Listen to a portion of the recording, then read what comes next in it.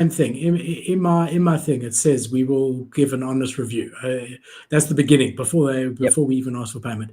So something interesting, Anthony. I did a review on 1984 last week. So it's on my channel. Don't know if you've Nice. heard of this, Kate. It's the one with I Casey haven't. Neistat Okay, I pumping did. it. I did hear about that. Okay, but there's been some serious FUD in the last week, and they haven't even launched yet. Whoa. Basically, the artist of the project agreed to a fee up front. And now that the artist is seeing how the project is blowing up, he's saying that he's not continuing with the art unless he gets a share in the project, which I think is absolutely bullshit. If we shake hands on something to begin with, that's what the deal is. Don't come after the fact and try and change the deal. Yeah. So they've basically told the artist to go fuck himself. But there were other influencers and big guys in the space involved who took the side of the artist and have said that they have left the project because they didn't do what the artist said. So the whole top team has been dismantled.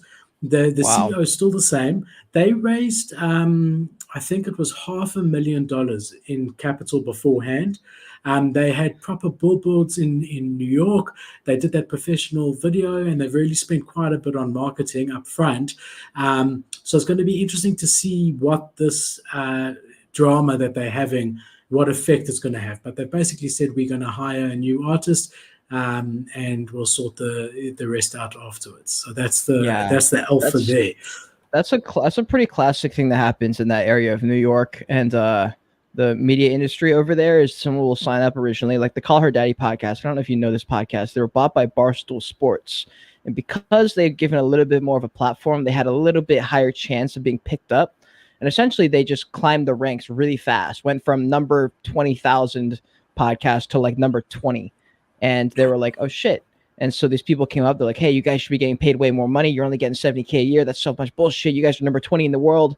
And so they came up to the Barstool and were like, hey, you guys should pay us more. And they were like, okay, like we will because you guys are climbing, but like you would not have done that if we hadn't put you on. Like, we're the reason you blew up. Like, what do you mean? And they were like, well, it doesn't matter. So they ended up a piece, and then they gave a little bit more money. And a year later, they're like, we need to renegotiate. We're like number 2. But that's the thing. Like, you can't disregard your parent company. It would be like if I started talking mad shit about YouTube, except YouTube is the platform that gave me the opportunity to build my brand and make money and build and do all those things. It's like you can't do that. But Can't bite the hand that feeds you, right? yeah, that's just my opinion. 100%. All right, latest news. So we've got Moonbirds announcing that they are now CCO.